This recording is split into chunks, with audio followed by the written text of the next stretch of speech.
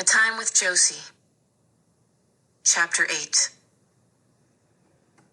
For the next few afternoons, around 5, the mustard woman called to chit-chat. That's what she called it. She was doing all the chatting. How was school? Burned down. What did you have for lunch? Horse meat. How's Mrs. Kale? Who? What are you drawing? Nudies. Hollis, she said slowly one night.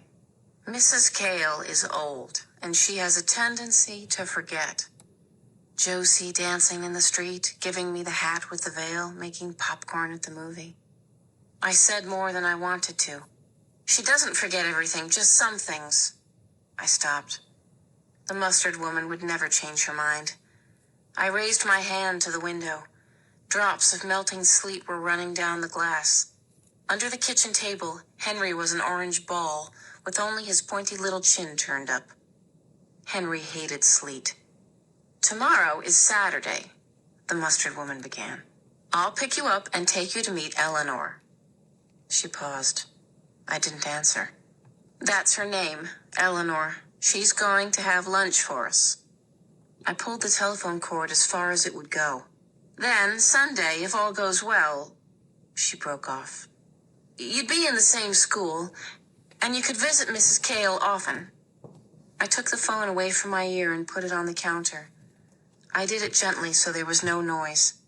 I wondered how long she'd keep talking before she figured out I wasn't listening. It was gray outside. Josie's wooden figures were blurred and bent in the wind that had just come up. Josie couldn't stay alone. She might not remember when it was supper. She'd sit up all night watching movies. Beatrice. I picked up the phone and pressed the numbers. It rang about 20 times. Answer, Beatrice. But then I remembered. For the first weeks, she'd be traveling around, she had said. I pictured her in the desert, dry sun beating down, her sketchbook in her hand. I couldn't leave Josie. I couldn't stay. It was a puzzle. Something from years ago popped into my head. It wasn't winter, it was summer, and so humid everything I touched was sticky.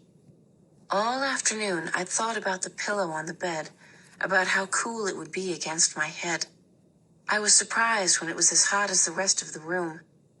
I reached under the pillow to find something I had hidden there, a doll with pale, painted eyes. I whispered to her, asking if she was cooling off, and then someone came and pulled her away, tossing her on the night table. I waited until the woman walked out the door, and then I whispered a little more loudly so that the doll could hear me. Don't worry, I'd said. I'll save you in the morning. Why had I thought of that now? Save Josie. That's why. The sleet outside was turning to snow. It reminded me of Stephen. You'd love the snow in Hancock, he'd said. I thought of the summer house in Branches. I haven't been here in winter since I was a boy, the old man had said. But it was wonderful.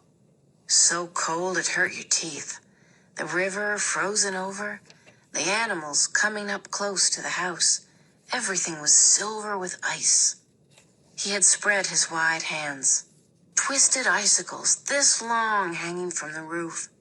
I used to knock them off and see how far I could throw them. He had laughed. My father had put in heat, so when you came inside, it was warm. I'd dry my hands on the radiator till they almost sizzled. Winter. No one there in the house in Branches. We stay in our house in Hancock now. Plenty of snow there, and nearer to school and the stores. How could I do it? How could I not? Josie was napping on the lilac couch. I went in and stood next to her, watching that beautiful face. She opened her eyes. How'd you like to go away with me? I asked. To see Beatrice? She said. I shook my head. That's too far. Then where?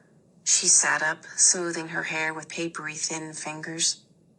It was hard to get the words out. We'll take the car.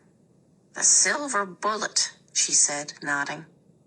It will be an adventure, I said. She smiled. Henry, you and I and the silver bullet will fly to the ends of the earth.